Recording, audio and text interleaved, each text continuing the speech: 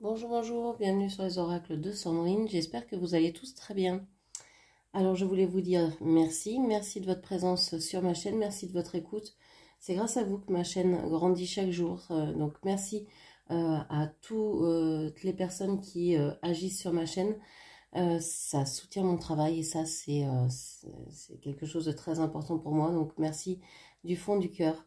Je suis Sandrine, je suis jardinière d'âme et je vous propose des lectures d'oracles personnalisées, des soins Reiki chamaniques et des cocons d'accompagnement. N'hésitez pas à aller voir dans la barre de description, vous avez toutes mes prestations et mes coordonnées pour pouvoir me joindre. C'est parti, on va aller voir les énergies, votre état d'esprit pour aujourd'hui, le jeudi 7 août 2025. Qu'est-ce que l'on vous dit pour ce jeudi 7 août 2025? Alors on commence par un petit page de bâton. Une volonté, il y a une volonté aujourd'hui, une volonté de bouger, d'aller de l'avant. Il y a peut-être de l'envie. Alors l'envie de faire quoi? Peut-être que c'est pas encore très bien défini avec un page.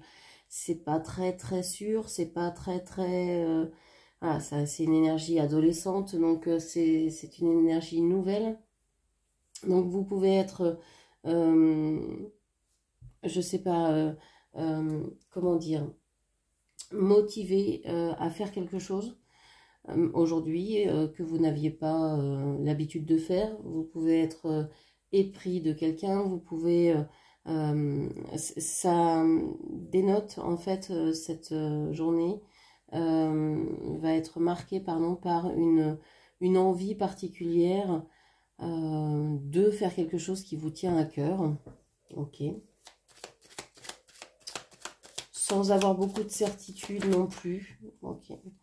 Alors, on a le 3 de denier axé Est. On nous dit ici que vous commencez à vous dire qu'il va peut-être falloir vous associer à quelqu'un pour pouvoir faire ce que vous voulez faire. Alors, vous avez peut-être envie de faire des travaux, vous avez peut-être envie d'aller plus loin, de découvrir quelque chose plus intensément, plus profondément, et vous avez besoin de l'expertise de quelqu'un d'autre pour vous aider à comprendre, à agir, et donc vous commencez à vous renseigner pour savoir comment faire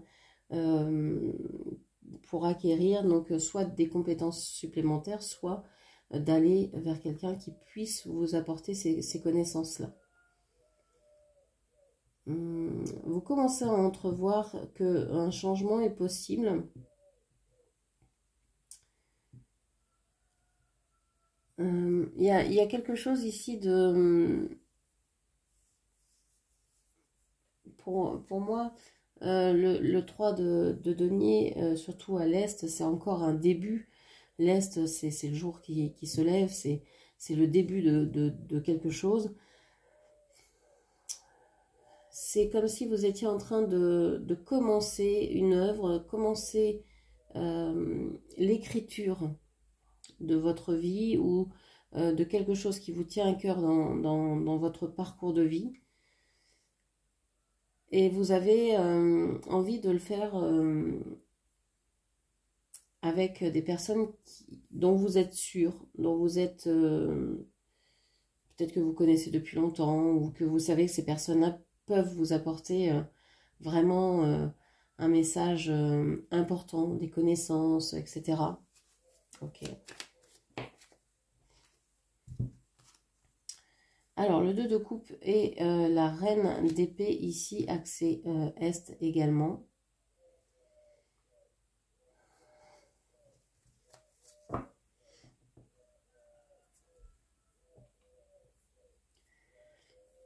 On vous dit qu'aujourd'hui, il pourrait y avoir un renouveau amoureux. Alors, on a 3 de denier. On a 3 personnages ici. La reine de bâton et le 2, la reine d'épée, pardon, et le 2 de coupe, avec ces deux personnages de dessinée. On a encore donc ces 3 énergies-là.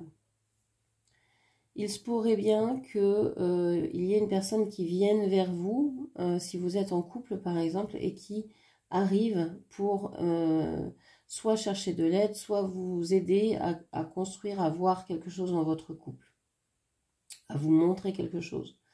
Ou inversement, c'est peut-être vous qui montrez à quelque chose à cette personne. On a un renouveau possible dans un couple, dans une relation. Et parce que vous avez en face de vous une personne, alors extérieure au couple, qui est d'une énergie assez froide, assez tranchante, assez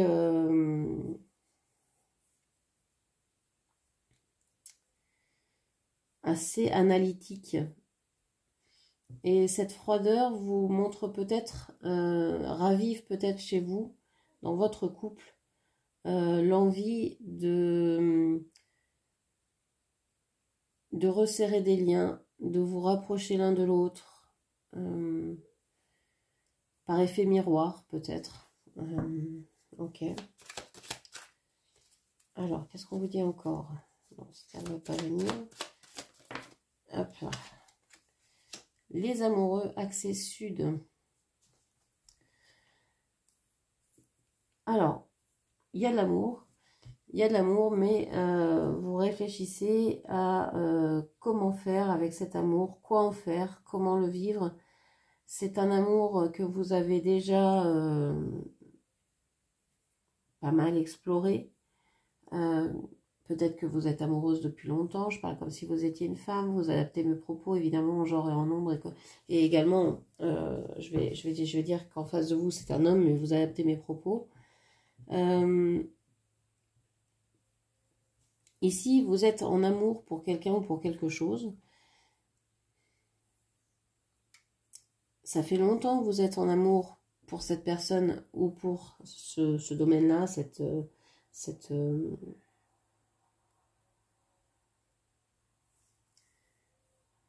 situation-là, etc. Mais là, vous y êtes depuis très longtemps et vous vous posez des questions. Vous vous demandez comment faire. Comment faire pour aimer dans cette situation-là.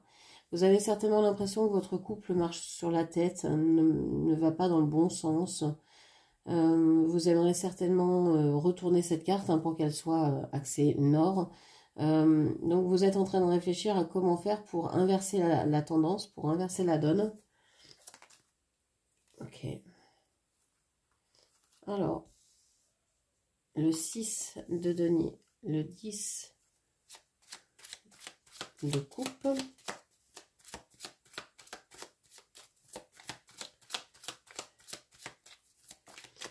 Et la dernière, le diable. Alors, qu'est-ce que l'on vous dit?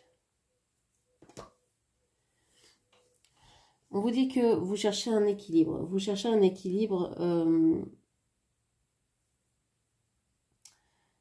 entre donner et recevoir. Vous aimeriez tant ne pas donner autant, ou alors recevoir, commencer à recevoir, parce que vous êtes une personne qui a donné peut-être beaucoup en amour, et vous apercevez que donner, c'est pas suffisant, que vous pouvez donner tant que vous voulez.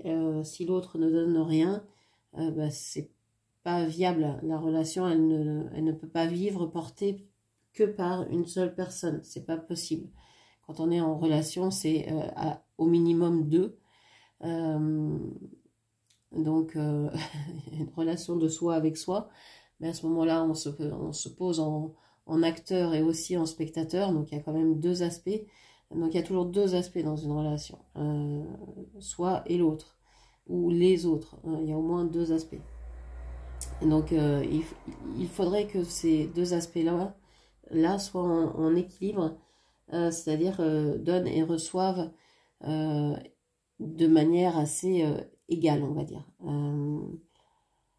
Parce qu'on ne peut pas calculer évidemment la somme de ce qu'on donne en amour, mais voilà, s'il n'y a jamais d'attention, s'il n'y a jamais de petits gestes, s'il n'y a jamais de paroles douces ou de, je sais pas, de câlins, etc., que ça vient toujours de la même personne, ça c'est déséquilibré, ça c'est certain.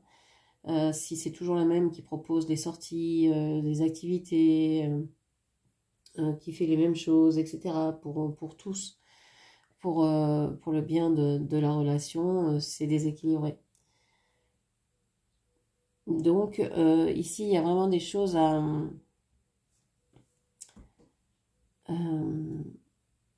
ouais, vous êtes en train, je pense, de mettre sur le tapis tout ce qui mériterait d'être rééquilibré, en vue d'aller vers plus de réussite, entre guillemets, parce que réussite, ça veut rien dire. Votre réussite va pas être la mienne. Voilà, votre idée de la réussite va pas être la mienne, etc. Donc, cette idée d'être heureux en amour ou d'être heureuse en amour, c'est ça que vous visez. Vous avez envie d'être heureuse en couple ou alors que ce soit dans cette relation, dans une autre, ou dans toute relation, peu importe, mais vous avez envie d'être heureuse, de connaître le bonheur en amour.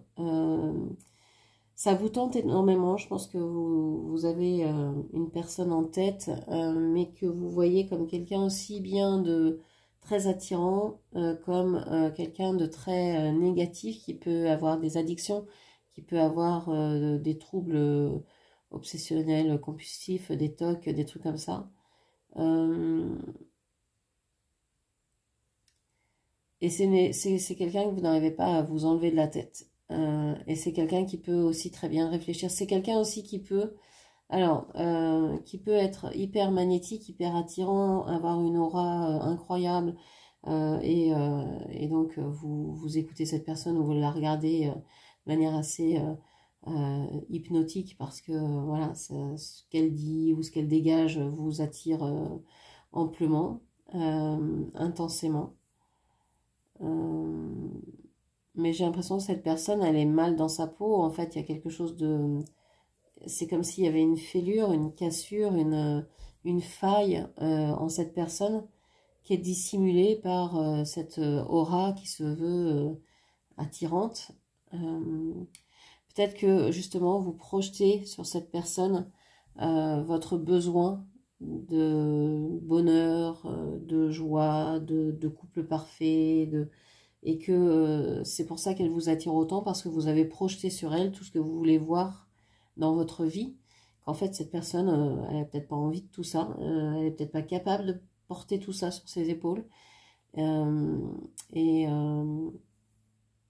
je pense que ça peut raviver en elle cette faille, cette blessure. J'en perds ma voix, donc peut-être il y a des problèmes de communication en ce moment entre vous et cette personne.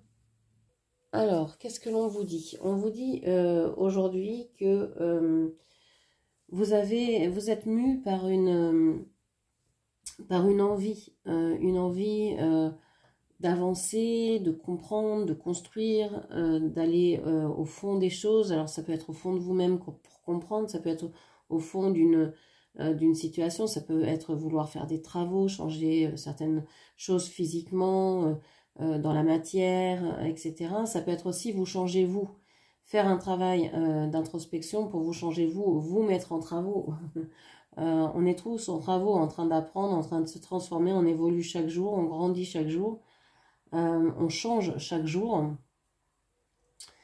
Et vous avez peut-être envie de construire aussi une vision nouvelle de l'amour, de ce que pourrait être un couple, de ce que pourrait être alors un couple, un trio, des relations plurielles ou des relations... voilà, vous aimeriez peut-être comprendre, savoir comment faire, comment agir pour que ce soit viable, pour que ce soit possible.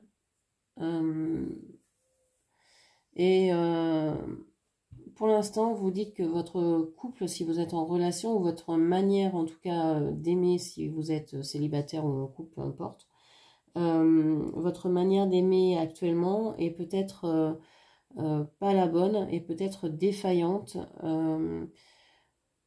Vous avez certainement beaucoup d'amour à donner, mais vous le donnez certainement toujours à l'extérieur, et vous ne vous donnez pas cet amour-là à vous. Et à force de donner, bah, vous avez envie de recevoir, ce qui est normal, puisque quand on donne, on donne une partie de soi aussi.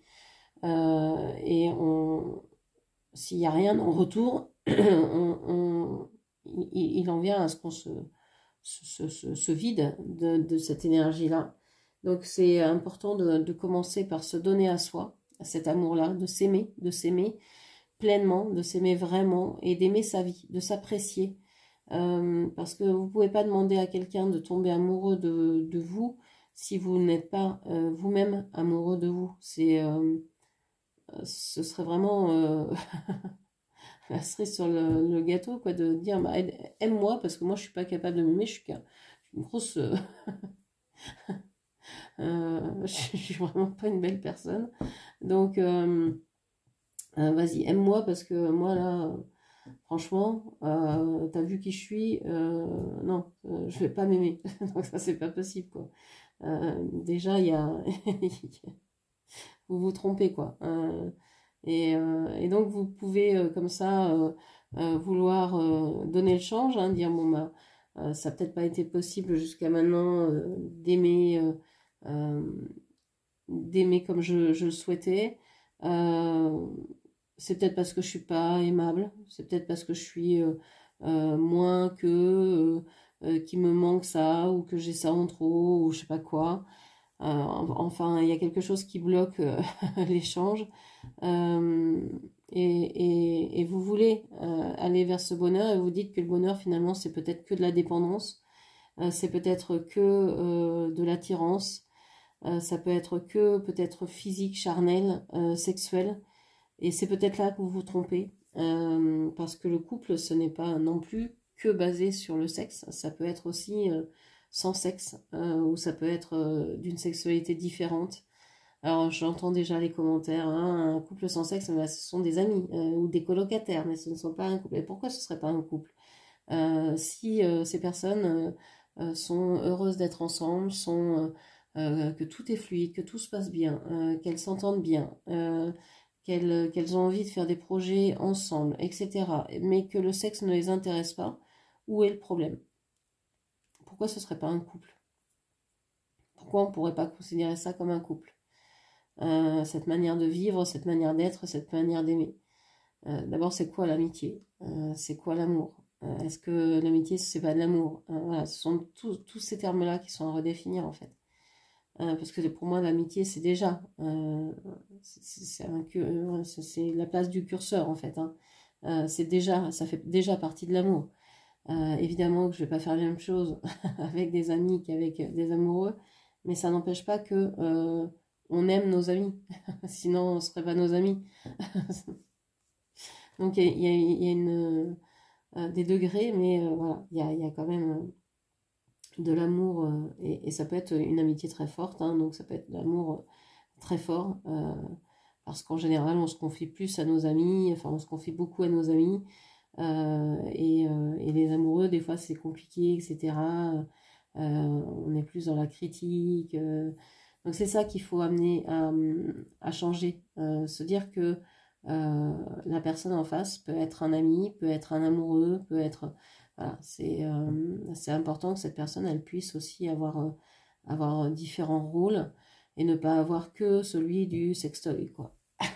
Ça peut être sympa, mais pas suffisant non plus. Voilà. Parce que ça aussi, on peut le trouver ailleurs.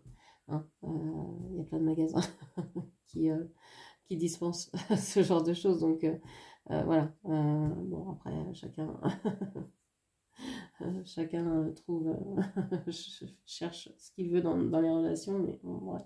Ça peut être plus profond que ça. Ça peut être plus intéressant, plus éducat, comment on va dire, qui aide à évoluer, quoi. Voilà. Que ça. Une relation, pour moi, c'est vraiment quelque chose dans lequel on entre et on va évoluer ensemble, grandir ensemble, on va se porter, on va s'aider, on va s'épauler, on va partager des choses, on va partager ses doutes, ses peurs, ses craintes, ses failles, sans avoir peur de se mettre à nu, justement, l'un avec l'autre et de voir bah, qu'est-ce qu'on fait. Et même au niveau de l'amitié, on peut vivre ça. On va se dire, voilà, voilà qui je suis réellement, totalement, et et voilà mes failles, voilà mes peurs, voilà mes doutes, voilà mes forces aussi. Et qu'est-ce qu'on fait avec ça? Qu'est-ce qu'on peut vous dire encore d'autre aujourd'hui? Il y a un départ, un nouveau départ, hein, vous avez envie, il y a du mouvement aujourd'hui, vous avez envie de vous mettre en action, mais je pense que vous êtes quelqu'un qui aimait bouger et que votre action a été contrariée dans le passé par... ça a dû être remis à plus tard. Vous vouliez faire quelque chose et puis ça a été empêché. Alors vous aviez peut-être envie de partir déjà, vous aviez peut-être envie de voyager quand vous étiez plus jeune. Et puis non, il a fallu construire. Il a fallu peut-être construire une maison, vous mettre en couple, etc. Il y a eu certainement des croyances familiales qui étaient là, que on construit d'abord sa maison, on se met en couple, je sais pas, des choses comme ça. Qu'il faut faire les choses dans l'ordre, qu'il faut que les relations durent, que ce soit des choses pérennes. Il peut y avoir aussi des relations intenses qui durent 2 heures, quoi, et qui vous marqueront toute votre vie, et qui vous apprendront beaucoup sur vous, sur l'autre, sur l'amour, etc. Donc on est toujours en recherche évidemment de sécurité, hein, parce que c'est comme ça que fonctionne l'humain, besoin de se rassurer. Mais il y a tellement de relations aussi, et arrêtons de les voir sous le prisme de l'échec, et voyons-les plutôt sous le prisme de l'enseignement, en se disant, ben oui, ça a peut-être été 2 heures, mais ça a été 2 heures intenses, voilà ce qui en ressort, voilà ce que j'ai compris sur moi, voilà ce que cette personne m'a apporté, et puis peut-être plein d'autres choses que je comprends pas et que je vois pas encore, et merci pour ce moment, et puis on passe à autre chose. Donc là, je pense qu'il y a eu un blocage par rapport à ça. Vous aviez envie d'avancer, vous ne pouviez pas, parce que vous avez dû vous occuper soit d'autres personnes, soit d'une maison, soit peut-être de la reconstruction de votre corps, une guérison, une formation, quelque chose comme ça. Euh, et, euh, et tout ça vous a montré une certaine façon d'aimer, mais ça ne vous convient pas. Vous avez l'impression que c'est complètement à l'envers et que c'est pas ce que vous voulez. Vous avez construit des choses, mais c'est pas ce que vous vouliez. C'est comme si vous vous réveillez un matin en vous disant, purée, c'est moi qui ai construit tout ça là. Mais non, au début, je voulais partir, je voulais voyager, je voulais être mobile, et je suis en train de construire une cathédrale, là, ça va pas du tout. Qu'est-ce que c'est que ce délire? Et vous dites, non, moi je veux retrouver un équilibre là, je veux vendre le plus de trucs possible pour, pour avoir un petit pécule et pour pouvoir vivre l'amour et aller vers ce qui m'attire. Quitte à me planter, bah, c'est pas grave, mais en tout cas j'ai envie d'essayer de nouvelles choses, j'ai envie d'être heureuse et j'ai envie de me lancer dans des expériences nouvelles, enrichissantes aussi, des nouvelles expériences peut-être ésotériques, marquées un peu plus dans la spiritualité, etc. Ok, bon, très bien. Alors on va aller voir quel blocage peut être là aujourd'hui. Quel blocage peut s'inviter dans cette journée? Quel blocage? Hop. On a trop occupé. Tu utilises le fait d'être occupé comme excuse pour ne pas sortir. Tu dois trouver du temps pour un partenaire.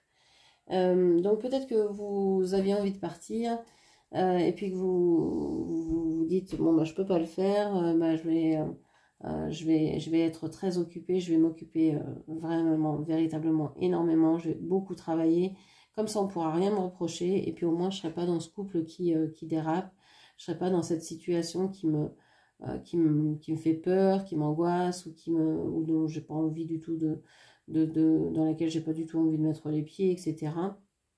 Donc vous sortez d'une relation, d'une situation en étant overbooké, et comme ça vous vous en occupez pas. Après ça peut être aussi, hein,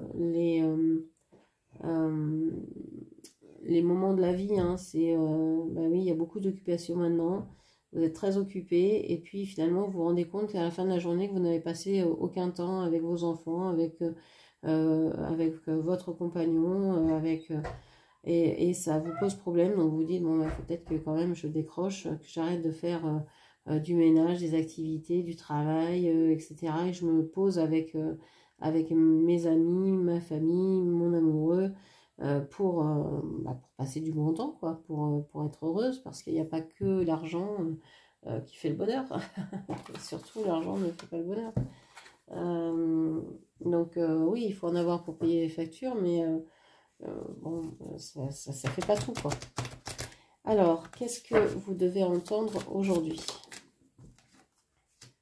Il est nécessaire que nous gardions une certaine distance. Il est nécessaire que nous gardions une certaine distance. Pour l'instant, avec cette personne, la personne à laquelle vous pensez, il est nécessaire que vous gardiez une certaine distance. Il est nécessaire de ne pas être ensemble. Il est nécessaire, alors c'est peut-être pour ça que vous vous occupez aussi, hein. Vous n'avez peut-être pas envie d'être avec cette personne pour le moment parce que ça déconne, parce que vous ne savez pas trop comment gérer le lien.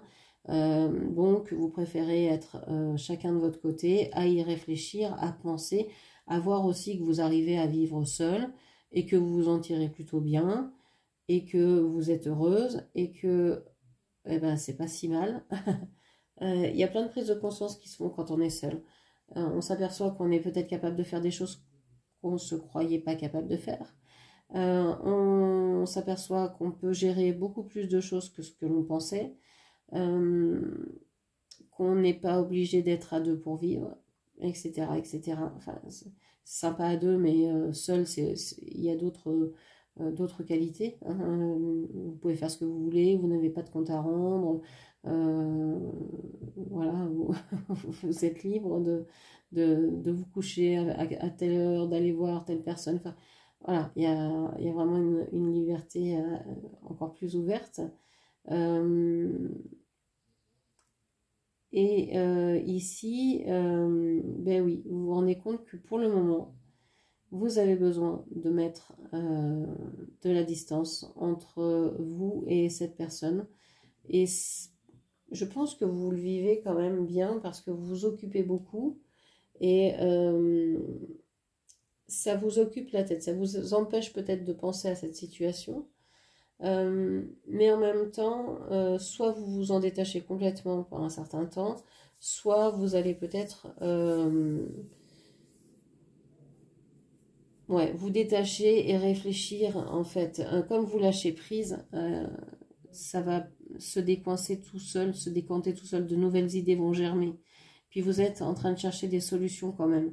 Inconsciemment, vous cherchez des solutions pour réparer ou pour entretenir différemment cette relation que vous pensez peut-être devoir couper, mais n'y arrivez toujours pas, etc., etc., ou que cette personne est dans le silence et vous attendez, etc. Ok. Alors, un rituel de pensée magique et d'actes symboliques. Qu'est-ce que l'on vous dit pour aujourd'hui, pour ce rituel? Hop là. La gratitude. Gratitude et merci. Dire merci. Merci à la vie, merci à l'univers, merci à tout ce que toutes les personnes qui sont autour de vous, à tout ce que vous pouvez faire, à tout ce que vous pouvez voir. Merci. Merci aussi pour cette situation parce que finalement, elle vous renseigne sur vous, sur qui vous êtes, elle vous montre comment aimer, elle vous montre qui vous êtes vraiment parce que dans cette situation-là, peut-être que d'autres seraient partis, d'autres auraient peut-être fui le problème, n'auraient pas voulu rester, ou etc. Et vous êtes écarté, vous avez fait un pas de côté, et vous n'êtes peut-être pas parti encore de cette relation, vous cherchez peut-être des solutions. Alors si c'est pas une relation, ça peut être aussi par rapport à un travail, par rapport à une activité, vous savez, que ce soit une relation ou vis-à-vis de quelqu'un ou quelque chose, c'est la même chose, c'est une relation. Donc aujourd'hui, ce qu'on vous dit, c'est de penser à toutes les personnes qui croisent votre route et de leur dire merci, à tous les animaux qui croisent votre route et de dire merci, à tout ce qui vous entoure et de dire merci, d'être dans la gratitude de ce que vous vivez, Vous pouvez alors soit visualiser hein, que vous envoyez des bulles roses, des bulles d'amour vers toute chose, vers tout être. Mais vous pouvez aussi, bien sûr, prononcer les mots merci, merci, merci autant de fois que vous y pensez. Donc ça peut être des plages régulières hein, que vous prenez. Dès que vous prenez une pause, dès que vous levez les yeux, merci, merci, merci. Oui, être dans la gratitude, ça c'est très important. Plus on remercie, plus la vie nous apporte de belles choses et plus on voit la vie différemment. La gratitude, c'est vraiment merci, c'est vraiment un mot magique, hein, c'est ce qu'on apprend aux enfants, mais c'est vraiment ça, un mot magique. Merci, merci, merci. Donc je vous invite à dire merci aujourd'hui à toutes les personnes que vous rencontrez, soit dans votre tête, soit à haute voix. Voilà, n'hésitez pas à le faire. Voilà pour aujourd'hui, j'espère que cette lecture vous aura parlé, guidé. N'hésitez pas à la commenter, partager, liker. Et je vous donne rendez-vous ce soir. Je vous remercie, je vous embrasse et je vous dis à ce soir. Merci, au revoir.